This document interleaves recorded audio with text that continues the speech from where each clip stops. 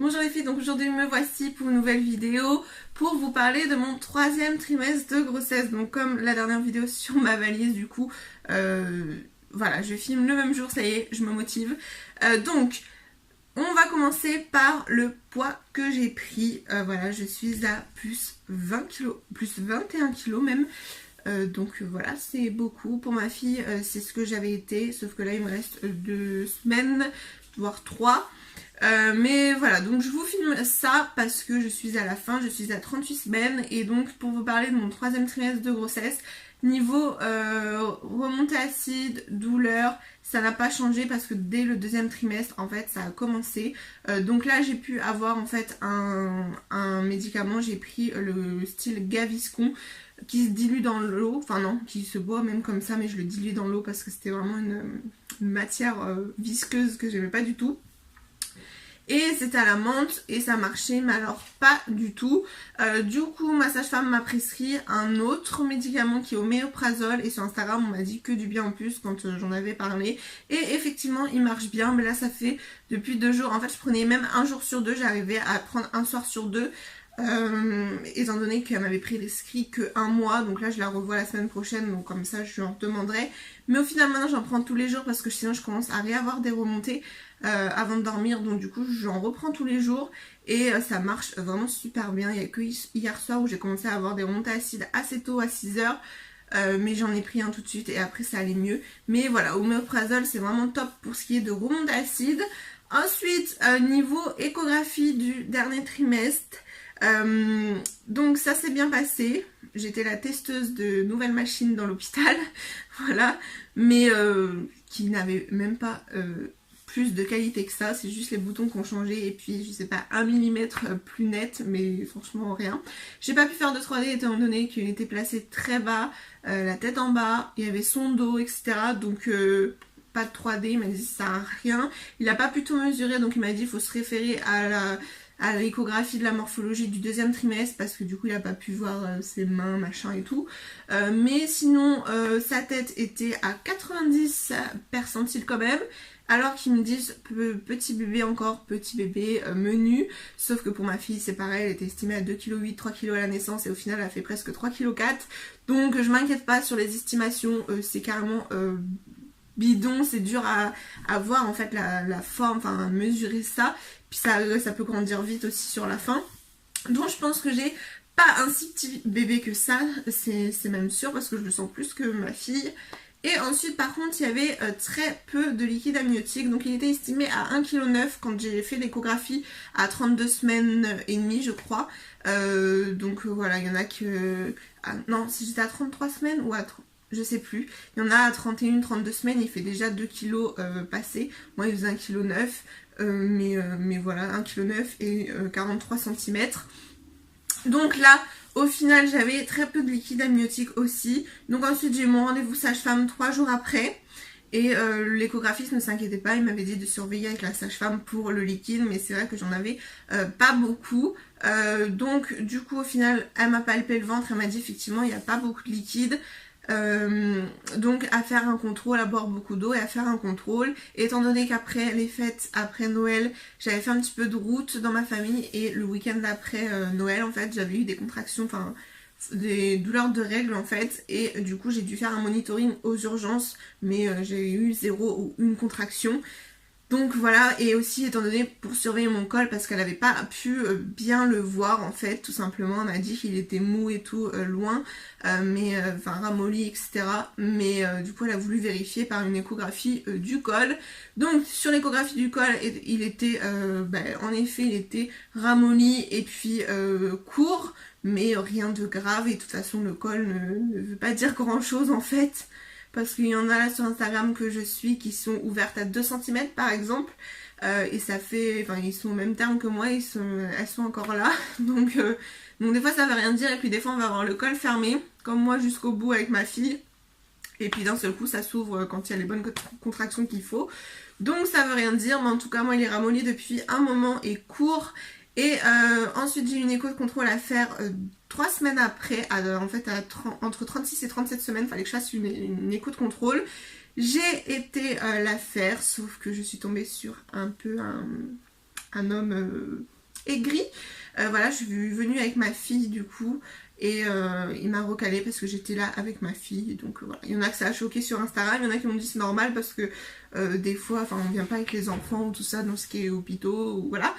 Moi, elle a toujours été faire les échographies avec moi, il n'y a jamais eu de souci que ce soit à l'hôpital ou en vrai cabinet d'échographiste. Et là, lui, non, direct, c'est non. De toute façon, moi je travaille pas avec mes enfants, alors faut pas venir avec les enfants. Enfin, je vois pas en quoi ça gênait. Donc j'étais pas venue là travailler quoi, juste une... Enfin bref. C'est pas grave, ça va m'énerver de parler de ça. Mais du coup d'urgence, je suis repartie sans reprendre de rendez-vous. J'ai dit c'est bon, je vais pas aller chez vous. C'est bon, tant pis. Du coup j'ai cherché d'urgence d'autres rendez-vous. Il y avait personne de libre. Je me suis dit je vais devoir finir par aller aux urgences pour voir. Après j'ai réussi à en trouver un qui apparemment m'avait dit que là c'était précisé dans au niveau du secrétariat qu'il n'y avait pas le droit aux enfants. Mais du coup j'ai réussi à avoir un rendez-vous, c'était pour le 4 février à la base. Et ça faisait un petit peu une semaine en retard, sauf que moi j'avais mon rendez-vous sage-femme que le 12. Donc après je me dis, voilà, elle veut me faire une écho de contrôle, la sage-femme, sauf qu'en fait je la revois que 2 semaines après la fameuse écho de contrôle que je dois faire. Donc je fais quoi entre temps? Donc au final j'ai eu un rendez-vous le 4 février et entre temps dans mes cours de préparation à l'accouchement une fille m'a conseillé une nouvelle sage-femme qui était partie de l'hôpital pour s'installer en libéral et du coup qui avait apparemment assez de place vu qu'elle venait de débuter en libéral. Donc je l'ai appelée en lui disant que c'était assez urgent etc. Et effectivement 3 jours après elle m'a donné un rendez-vous donc j'étais contente. Ça s'est très très bien passé, bon elle avait juste 3 quarts d'heure de retard mais adorable et puis elle m'a dit que niveau liquide, pour elle non c'était normal au terme où j'en étais, donc j'étais à 30 cm, voilà j'avais une citerne à 30 cm pour l'écho du 3e trimestre et puis 2-3 semaines après j'étais à 35 cm, voilà tout simplement. C'est pas des centimètres, n'importe quoi. 35 mm et 3,5 cm du coup. Donc voilà, du coup si j'avais récupéré un petit peu de liquide. Au départ c'est vrai que quand elle a posé la machine, elle a vu que en effet il n'y a pas de liquide. Et en fait elle a trouvé une citerne vers le haut vu qu'il est vachement bas. Et elle m'a dit que c'est sûrement parce que justement c'est pas un si petit bébé qu'il en a l'air. Du coup il prend de la place. Et c'est vrai j'ai le ventre constamment dur etc. Mais bon il y a bien du liquide comme il faut. Au final vu qu'elle n'arrivait pas à mesurer sa tête, tellement elle est basse, je suis passée par l'échographie en bas et du coup elle m'a vérifié le col qui était encore très mou et petit mais rien de, bien fermé, une bonne longueur au terme où j'en suis, pas de souci. Donc au niveau de ça, ça va. Concernant ma tension, alors à chaque fois j'en fais un petit peu quand je vais au rendez-vous en fait. Toujours marcher dehors, le temps qu'on se gare, le temps de marcher dehors, etc. Ça te fatigue un peu plus, te stresse peut-être un peu plus. Du coup je fais toujours un petit peu 13 de tension, mais après ça redescend, 2 minutes après. Donc au final, je suis allée aussi également aux urgences pour contrôler parce que il y a un moment, donc c'était la semaine dernière tout simplement, voilà, 37 semaines, je sentais moins mon bébé bouger, donc j'ai pas attendu de le sentir plus du tout, voilà, je le sentais moins bouger et j'avais le ventre mou alors qu'il est tout le temps dur, et en fait donc je suis allée contrôler. Et donc tout va bien, ils m'ont même fait la prise de sang pour savoir si mon bébé n'était pas anémie et qu'il n'avait pas mélangé son sang avec le mien, mais voilà, tout va bien, rien à signaler. Et ensuite du coup c'est juste parce qu'il avait retourné son dos, tout simplement, je savais pas, il a la tête en bas et je savais pas qu'il pouvait encore pivoter tout son dos, donc s'amuser avec ses pieds à rouler en fait, à faire la toupie. Du coup en fait c'est la première fois, il avait retourné son dos dans mon dos, du coup forcément ça faisait moins, parce que d'habitude j'ai son dos qui est là tout le temps, donc ici c'est tout le temps dur, il y a ses fesses vers là, la tête en bas, les pieds ici à gauche, donc du coup c'est vrai que moi c'est super dur à chaque fois, et je sens vachement bouger, et donc là je le sentais moins parce qu'il y avait son dos qui était retourné dans mon dos. Mais en fait après le lendemain il s'est remis normalement, là je le ressens bien, là tout est bien dur. Si je me remets à gauche, parce que justement du coup à gauche d'habitude il se porte pas du tout, et là j'arrivais à mieux dormir à gauche alors que d'habitude j'ai toujours des coups, normalement c'est conseillé de dormir à gauche mais pour ma fille et pour mon fils les deux ne supportent pas que je sois du côté gauche, ça me donne des coups, voilà. Mais c'est pas grave, si j'ai le même accouchement que pour ma fille, franchement top. Mais donc du coup au final tout va bien et j'ai dû faire un monito de contrôle 2 jours après parce que pour surveiller justement sa vitalité quand il a bougé un petit peu moins on doit surveiller 2 jours après. Donc lundi j'y suis allée et ensuite sinon mercredi, donc hier j'ai été faire mon rendez-vous d'anesthésiste donc tout va bien, j'ai un petit bilan de prise de sang à faire et puis c'est tout. Mardi j'ai mon rendez-vous de sage-femme et puis c'est le dernier rendez-vous, j'aurai peut-être un autre bilan à faire pour le faire je pense que ma sage-femme prescrira, je sais pas. Mais en tout cas, voilà, il n'y a plus qu'à attendre à ce qu'ils viennent. Sinon, douleur pelvienne, j'en ai eu affreuse. Je vous avais dit que j'avais eu pas mal de douleurs au deuxième trimestre. Je vous avais fait la vidéo pour vous dire que là, ça a commencé sciatique, douleur ligamentaire dès le deuxième trimestre. Alors que pour ma fille, ça avait commencé au troisième. Mais apparemment, le corps, en fait, au final, plus on fait d'enfants, plus...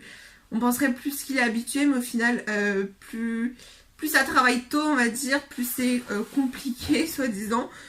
Donc, du coup, bah, moi, ça a travaillé encore plus tôt. Et dès le deuxième trimestre, j'ai eu tout ça. Donc, j'ai pas eu un mois tranquille ou un jour tranquille. Et au troisième trimestre, ça a été pire pendant, en fait, 2 semaines. Enfin, pendant quelques jours, j'ai eu des grosses douleurs pelviennes. J'ai failli aller aux urgences. Le bassin qui se déboîte. Enfin, pubis, je peux même pas... Si je frôle le pubis, ça me déchirait. J'ai l'impression d'avoir cassé de partout. Me retourner dans le lit, c'était un enfer. Mon chéri m'aidait à chaque fois à me relever ou tout ça. Enfin, une catastrophe à chaque mouvement du bassin.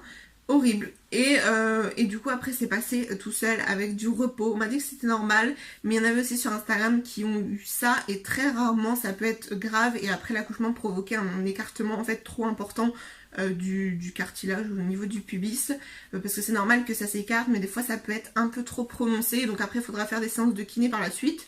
Donc du coup ça m'a fait peur et je me suis mis au repos à fond. En plus j'étais pas dans les 37 semaines où je pouvais accoucher, c'était avant je crois vers 35 semaines et du coup je me suis mis au repos à fond et plus porter ma fille, enfin franchement le strict minimum éviter. Donc c'était mon homme qui s'en occupait pour la changer, lui faire sa douche, etc. Là maintenant je la rechange, je la rassois dans sa chaise haute et tout. Enfin d'ailleurs je vais virer la chaise haute et puis elle peut s'asseoir, elle est grande, elle peut s'asseoir sur une chaise normale. Mais voilà du coup je continue pas du tout à lui faire la douche parce que la douche je suis sur le tabouret. Elle est dans la douche, je suis sur le tabouret plié comme ça et donc là je supporte pas, il y a la tête du bébé, il y a son dos, enfin ça me fait mal, ça me gêne. Mais du coup voilà, je lui relis des histoires parce que c'est pareil, je pouvais même pas, le fait d'être assise sur le tabouret ça me faisait mal. Là bon ça va, je lui relis une histoire, je suis pas penchée comme ça à la laver. Mais je lui relis des histoires, je la rechange et tout, ça va mieux. Mais du coup pendant 3 jours c'était vraiment affreux et j'avais arrêté au moins pendant 1 semaine de m'occuper d'elle on va dire entre guillemets, enfin de la porter physiquement. Mais là du coup ça va mieux et du coup je pense, je sais pas si c'est ça ou tout ça, mais du coup elle a son petit caractère de du coup c'est papa y fait. Mais après maintenant quand papa y fait et que s'il est pas là bah, elle le boude et du coup c'est maman elle fait, enfin du coup c'est un petit peu compliqué en ce moment. Est-ce que c'est parce que le bébé va arriver qu'elle sent ça ou depuis que je pouvais moins m'en occuper ou des fois, enfin du coup elle me rejetait moins, et enfin moi elle me rejetait et maintenant que si des fois son père il n'est pas là l'après-midi et ben en fait elle le rejette le soir, enfin du coup un peu compliqué en ce moment, mais voilà. J'ai hâte que le bébé arrive et qu'on trouve notre routine vraiment tous les 4 parce que là du coup c'est un peu compliqué. En tout cas sinon elle est toujours contente, elle fait des bisous au ventre du petit frère, elle parle du petit frère, juste elle veut pas de prénom, parce que quand on dit petit frère et qu'on dit n'importe quel prénom ou un prénom qu'on aime bien, du coup elle dit non à chaque fois, donc on lui demande comment elle veut l'appeler. Soit il n'y a rien qui sort, soit elle dit bleu, donc voilà, la fan de bleu. Donc je crois que je vous ai tout dit niveau ma grossesse, donc voilà, hormis les douleurs ligamentaires, enfin pelviennes surtout, et les remontées acides ou au oméprazole, ça m'a bien guéri. J'ai eu du fer aussi à prendre, sauf que celui-là, j'ai pas voulu qu'elle me donne Inofer parce que c'est celui que j'avais eu pour ma fille et ça m'avait fait des coliques, des mal de ventre et j'avais été aux urgences au final... tout allait bien, j'avais eu qu'une seule contraction mais ça me faisait des grosses douleurs et en fait c'est un effet du fer, soit ça constipe, soit ça fait tout l'inverse, bizarrement. Donc du coup elle m'a pas prescrit Inofer, elle m'a prescrit l'autre et l'autre il me constipait, donc du coup je me suis dit j'ai arrêté pendant 1 semaine, ça allait mieux. Et du coup après je me suis dit je vais en prendre 1 fois par semaine ou tout ça. Et en fait là j'en prends 1 jour sur 2 et ça me fait rien. Donc voilà, histoire que je sois pas trop anémiée parce que j'y suis déjà et puis ça se voit dans mes cheveux. Mais histoire que je sois pas trop anémiée surtout après l'accouchement parce que du coup on perd pas mal de sang donc du fer. Donc voilà pour cette vidéo, il reste plus qu'à ce que bébé arrive, voilà, dans 23 jours maximum. Donc à l'heure où je filme cette vidéo. Donc j'espère que ça va venir beaucoup, j'espère fortement que ça n'arrivera pas en pleine nuit, que je perde les os ou je ne sais quoi. Mais voilà, enfin, parce que j'ai pas envie de réveiller ma fille et j'ai pas envie que ça arrive non plus le soir en fait, ou en fin de journée. Enfin voilà, j'ai vraiment envie qu'elle dorme dans son lit et qu'on aille au pire tôt le matin, même s'il faut la réveiller à 6h.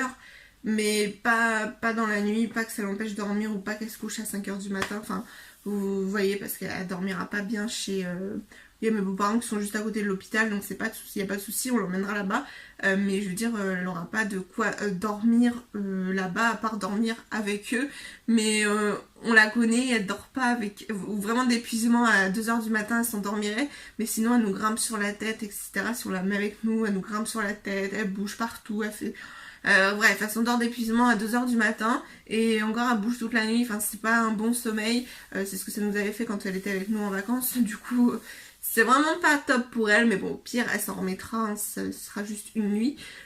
Mais voilà, c'est quand même plus rassurant pour moi qu'elle soit vraiment bien dans son lit, qu'elle dorme bien et qu'on aille tranquillement en début de matinée. Et puis que bébé ne tarde pas trop parce que pour ma fille, ça avait mis 24 heures quand même après la perte des os. Même si le travail en lui-même, il a duré 12 heures. Mais pendant 24 heures, j'étais du coup à l'hôpital. Bref. Donc voilà pour cette vidéo, je vais rajouter des petits magazines, je me suis abonnée grâce aux boîtes roses et tout, il y avait une promo pour 16 € être abonné au magazine par an que j'aime bien, du coup je vais les mettre, j'en ai reçu 2 là enfin, donc je les mettrai dans ma valise pour les lire au moment de l'attente, au moment de, même quand bébé sera là, mais qu'après voilà, papa va s'occuper de bébé, si, enfin bref, on verra, mais du coup pour ma fille j'avais pas mis de magazine et tout. Puis de toute façon je m'étais même pas ennuyée. Mais je sais pas, j'ai envie de mettre des petits magazines pour au cas où je serais peut-être un petit peu plus seule. Même s'il peut venir assez tôt avec ma fille, il va pas venir à 8h du matin parce qu'elle dort quoi. Enfin ils vont manger tranquille. Donc je me suis dit même si... je pense que je serais peut-être... il va partir moins tard le soir parce que normalement c'est jusqu'à 20h. Mais pour ma fille on bougeait un petit peu jusqu'à 21h. Là non, ma fille elle va pas aller se coucher non plus à minuit pendant 3 jours. Mais voilà, donc du coup, le temps qu'après il fasse la douche, à manger et tout, qu'il gère tout seul, voilà, je vais pas lui dire reste jusqu'à 21h, gruger un peu. Non, vers 20h, puis à 20h30 tu pars quoi. Mais voilà, donc du coup, voilà, pour peut-être m'occuper, parce que peut-être que j'aurai un bébé cette fois-ci qui dormira beaucoup, on sait pas. Donc voilà, donc moi je vous retrouve très vite dans une prochaine vidéo, sûrement sur l'accouchement du coup, ou les préparations à l'accouchement. Dites-moi si ça vous intéresse dans les commentaires. Et puis je vous fais des gros bisous. Dites-moi vous comment ça se passe, votre grossesse, votre dernier trimestre, où vous en êtes, à combien de semaines. Et je vous retrouve très vite dans une prochaine vidéo.